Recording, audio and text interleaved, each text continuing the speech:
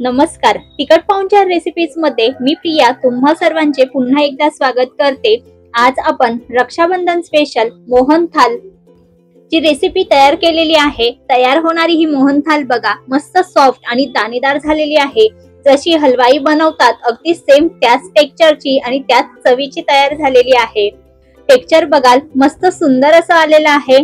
पहिल्याच प्रयत्नात न चुकता न फसता मोहनथालची रेसिपी तुम्हाला ट्राय करायची असेल तर ही रेसिपी शेवटपर्यंत नक्की बघा. नुसती बेसनाची बर्फी तयार करण्यापेक्षा एकदा ह्या पद्धतीने मोहनथाल बर्फी तयार करून बघा, तुम्हाला नक्कीच आवडेल. तर चला रेसिपीला सुरुवात करूया. सर्वात अगोदर या ठिकाणी मी एका बाउल मध्ये 2 कप बेसन घेतलं. तर या ठिकाणी विकतचं जे बेसनचं पीठ असतं तेच वापरलेलं आहे. तुम्ही घरगुती पीठ सुद्धा वापरू शकता, फक्त ते असं बारीक दळलेलं हवं. तर इथे सर्व मेजरमेंट हे मी वाटीच्या प्रमाणात घेतलेले आहे. याऐवजी तुम्ही मेजरिंग कप वापरू शकता किंवा सारख्याच वाटीने सर्व प्रमाण हे मोजून घेऊ शकता. तर आणि या सारख्याच वाटीने आता मी पाव वाटीला थोडंसं कमी साजूक तूप घेतलं. तर साजूक तूप घेताना असं पातळ करून घ्या, म्हणजे व्यवस्थित असा अंदाज येतो. घट्ट तूप इथे वापरू नका. आता ह्या बेसनामध्ये घातलेलं जे तूप आहे ते व्यवस्थित बेसनाला चोळून घ्यायचं आहे. छान एकसारखं हे असं लावून घ्यायचं. ज्या पद्धतीने आपण बघा मोहन घालतो एखाद्या पदार्थामध्ये त्याच पद्धतीने हे असं व्यवस्थित चोळून घ्यायचं. तर बघा असं दाखविल्याप्रमाणे व्यवस्थित हाताला चोळून तूप हे बेसनाला लावून घ्या, म्हणजे बेसनाच्या कणाकणाला हे तूप लागलं जातं. आता तूप आपण या बेसनाला चांगलं चोळून घेतलं. त्याच पद्धतीने यामध्ये मी पाव कपला थोडंसं कमी दूध घालणार आहे. तर इथे दूध तापवून ते थंड करून घेतलेलं दूध घातलेलं आहे, म्हणजे नॉर्मल टेम्परेचरचं दूध घातलं. तर पाव वाटीला थोडंसं तुपाप्रमाणेच इथे दूध घालायचं, चांगलं चोळून घ्यायचं. ज्या पद्धतीने तूप बघा असं चोळून चोळून बेसनाला लावून घेतलं त्याच पद्धतीने हे दूध सुद्धा असं छान चोळून लावून घ्यायचं. सुरुवातीला जरी हे ओलसर वाटत असलं, जसं आपण हे व्यवस्थित असं बेसनाला चोळू तसं हे सुटसुटीत तयार होतं बघा या पद्धतीने. तर बघा या ठिकाणी बेसन मस्त असं दाणेदार तयार झालेलं आहे. आता काय करायचं, यावर झाकण ठेवायचं आणि साधारणपणे 10 ते 15 मिनिटांसाठी हे आपण असं सोडून द्यायचं. 10 ते 15 मिनिटांनंतर या ठिकाणी बेसन हे चाळणीच्या मदतीने चाळून घ्यायचं आहे. त्यामुळे काय होईल, जे बेसनाचे कण आहे ते व्यवस्थित एकसारखे तयार होतील. तर बघा इथे मी एक प्लेट ठेवली, त्यानंतर चाळण घेतली. इथे तुम्ही बारीक घ्या किंवा मध्यम साईजची साधारणपणे चाळणी घ्या. त्यामध्ये हे बेसन थोडं थोडं करून घाला आणि बघा दाखविल्याप्रमाणे असं चाळून घ्या. आता यावर बघा गाठी तयार होतात. तर काय करायचं, एकतर हाताने हे व्यवस्थित असं एकसारखं चाळून घ्या. जर हाताने जमत नसेल किंवा बोटांना ते रखडत असेल तर काय करायचं, एखादा स्पॅच्युला, चमचा किंवा वाटीच्या मदतीने बघा असं व्यवस्थित असं दाबून दाबून हे पीठ चाळून घ्यायचं. आणि या ठिकाणी जर चाळलं जात नसेल तर काय करायचं, मिक्सर मध्ये हे राहिलेलं बघा शेवटचं जे असतं ना ते घालायचं. मिक्सरला पल्स मोडवर 1-2 वेळेस फिरवायचं आणि पुन्हा हे बारीक झाल्यावर चाळणीच्या मदतीने गाळून घ्यायचं. तर बघा मी असंच हे गाळून घेतलं. जेवढं शक्य होईल तेवढं मी हाताने केलं आणि नंतर मिक्सरला हे फिरवून घेतलं. तर बघा व्यवस्थित बेसन हे चाळणीच्या मदतीने आपण गाळून घेतलं. मिक्सरला फिरवताना जास्त वेळ एकसारखं फिरवू नका, नाहीतर मग बेसनातील तूप हे रिलीज व्हायला सुरुवात होईल. त्यामुळे पल्स मोडवरच फिरवा. तर बघा सर्व बेसन हे छान असं मी चाळून घेतलं. मस्त रवाळ असं एकसारखं टेक्स्चर आलेलं आहे. बेसनाचा एक एक दाणा बघा मस्त सुटसुटीत दिसत आहे. तर ह्याच पद्धतीने मोहनथाल बनविण्यासाठी रवाळ असं बेसन तयार करून घ्यायचं. तर इथे बेसन तयार करून झालेलं आहे. आता हे आपल्याला भाजायला घ्यायचं आहे. त्यासाठी इथे मी लोखंडाची कढई वापरली. तुम्ही जाड बुडाची कढई सुद्धा घेऊ शकता. आणि आता मंद आचेवर गॅस चालू करून यामध्ये मी सारख्याच वाटीने पाव वाटी वितळलेलं तूप घातलं. तर बघा इथे सुरुवातीला ना पाव वाटी तूप घालायचं, नंतर जसजसे लागेल तसं तूप यामध्ये ऍड करायचं. साधारणपणे पाऊण वाटी इतकं तूप यामध्ये लागतंच. तर आता तूप हलकसं गरम झालं की लगेच यामध्ये जे रवाळ केलेलं बेसन आहे बघा ते ऍड केलं आणि चांगलं तुपामध्ये एकसारखं मिक्स करून घेतलं.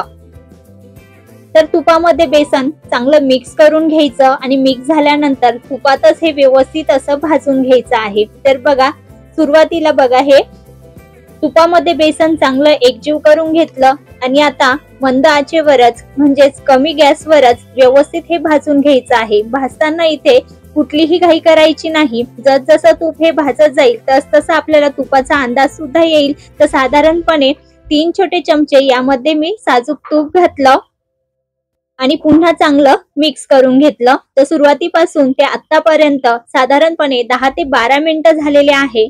तूप बघा बेसन मध्ये चांगलं एकजीव झालेलं आहे आणि आता जरी तूप हे बेसनाला व्यवस्थित घट्ट झालेलं दिसत असेल ना, तर जसं आपण हे बेसन भाजत जाऊ तसं तूप पुन्हा एकदा रिलीज व्हायला सुरुवात होते।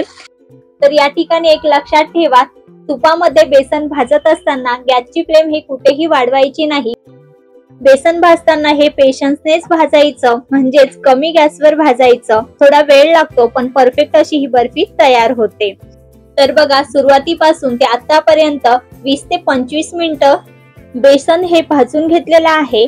बघा बेसनातील तेल सुद्धा व्यवस्थित असं रिलीज झालेला आहे आणि रंग देखील बेसनाचा ब्राऊन झालेला आहे। तर यामध्ये आता आपल्याला अर्धा वाटी दूध घालायचं आहे, पण दूध हे एकदाच न घालता सुरुवातीला पाव वाटी आणि नंतर पाव वाटी ऍड करणार आहे। दूध घातल्यानंतर पुन्हा हे चांगलं मिक्स करून घ्यायचं। तर हे घातलेलं दूध छान आटेपर्यंत व्यवस्थित हे मिक्स करून घ्यायचं। मिश्रण हे असं घट्ट झाल्यानंतरच यामध्ये राहिलेलं पाव वाटी दूध ऍड करायचं आणि पुन्हा चांगलं हे शिजवून घ्यायचं। तर इथे 1 ते 2 मिनिटांसाठी गॅस हा मी मध्यम केला आणि मध्यम आचेवर चांगलं हे शिजवून घेतलं। मध्यम आचेवर शिजवल्यानंतर बघा बेसनाचा रंग डार्क झालेला आहे आणि गॅस हा पुन्हा मी नंतर बारीक करून घेतला। तर इथे एक लक्षात ठेवा, अगोदर घातलेलं जे दूध आहे पाव वाटी ते आटल्याशिवाय दुसरं दूध घालू नका आणि नंतर दूध पुन्हा घालून व्यवस्थित हे आटवून घ्यायचं आहे। तर आता मी गॅस बंद केला। तयार मिश्रण थोड्या वेळासाठी आपण बाजूला ठेवूया आणि आता इथे साखरेचा पाक तयार करायला घेऊया। तर पाक तयार करण्यासाठी पातेल्यामध्ये 1 वाटी साखर घातली आणि त्यामध्ये अर्धा वाटी पाणी घालायचं। तर या ठिकाणी आपल्याला साखरेचा पाक हा एकतारी तयार करायचा आहे। त्यासाठी 1 वाटी साखर मध्ये अर्धा वाटी पाणी घालायचं। मध्यम आचेवर चमच्याने सतत ढवळत सुरुवातीला साखर ही चांगली विरघळून घ्यायची आणि नंतर पाण्याला उकळ काढून घ्यायची आहे, म्हणजेच साखर ही पाण्यामध्ये व्यवस्थित विरघळली जाईल आणि छान एकतारी पाक तयार होईल। तर या ठिकाणी 3 ते 4 मिनिटातच पाण्याला छान खळखळून अशी उकळ आलेली आहे। आता गॅस हा बारीक करायचा आणि बारीक आचेवरच आणखी 7 ते 8 मिनिटं हा पाक आपल्याला शिजवून घ्यायचा आहे, म्हणजेच एकतारी पाक तयार होईल। तर या ठिकाणी पाक तयार होतो तोपर्यंत इथे मी भांड्यामध्ये किंवा ट्रे मध्ये बर्फी सेट करायला ठेवायची आहे। त्याला बटर पेपर लावून घेतला। तर ही प्रोसेस अगोदरच करून ठेवायची, नंतर घाई होत नाही। तर इकडे आपला पाक सुद्धा रेडी होत आहे। तर बघा मिश्रण हे थोडंसं प्लेट मध्ये घ्यायचं आणि बोटामध्ये थंड झाल्यानंतर बघा दाखवल्याप्रमाणे असं प्रेस करून बघायचं। तर इथे एक तार तयार होत आहे। तर समजायचं इथे आपला पाक तयार झालेला आहे। तर यामध्ये ना आता अर्धा चमचा वेलची पावडर घालायची, छान मिक्स करून घ्यायचं आणि गॅस बंद करायचा। तर इथे आपला पाक तयार झालेला आहे। जे अगोदरचं आपण मिश्रण तयार करून ठेवलेलं होतं बघा बेसनाचं, त्यामध्ये लगेच हे गरमागरम पाक घालायचा। तर इथे आपलं बेसनाचं मिश्रण सुद्धा कोमट झालेलं असतं, तर लगेच ते गॅसवर ठेवायचं आणि मध्यम आचेवर ना आता चमच्याने सतत ढवळत बघा छान एकसारखं असं मिक्स करून घ्यायचं। जसं आपण हे मिक्स करू तसं लगेच हे आटायला सुरुवात होते। यात जर काही गाठी असतील ना तर त्या सुद्धा लगेच मोडल्या जातात बघा। तर मध्यम आचेवरच हे मी करून घेतलं। फक्त पटापट हे मिक्स करायचं, कारण सतत ढवळत मिश्रण हे घट्ट व्हायला वेळ लागत नाही आणि मध्यम आचेवर करतोय म्हटल्यावर पटापट हे छान मिक्स करायचं। मिश्रणाचा ना घट्ट असा गोळा तयार झालेला आहे आणि कढईपासून मिश्रण हे वेगळं झालेलं आहे। तर ह्या स्टेजला काय करायचं, लगेच गॅस बंद करायचा आणि तयार मिश्रण यापेक्षा जास्त शिजवायचं नाही। तर ह्याच पद्धतीचं असं तयार करून घ्यायचं। तर आता हे तयार झालेलं मिश्रण ना लगेच साच्यात घालायचं बघा। तर बटर पेपर आपण अगोदरच लावून घेतला होता, त्यासाठीच सांगितलं की पटकन आपल्याला ही प्रोसेस करायची असते, म्हणून ही तयारी अगोदरच करून ठेवायची आणि एकसारखं हे पसरवून घ्यायचं बघा। तर सर्व मी छान एकसारखं असं पसरून घेतलं, म्हणजे वड्या देखील एकसारख्या तयार होतात।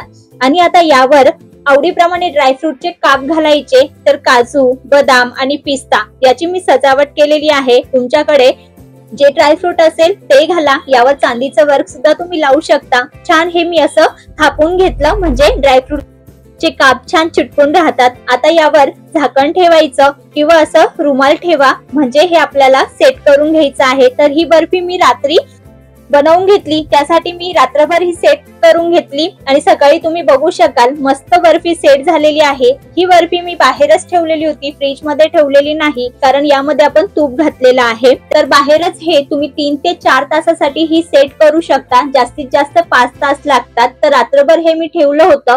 आता हव्या त्या आकारामध्ये याच्या वड्या तयार करून घ्यायच्या. बघा किती मस्त सॉफ्ट अशी ही बर्फी झालेली आहे.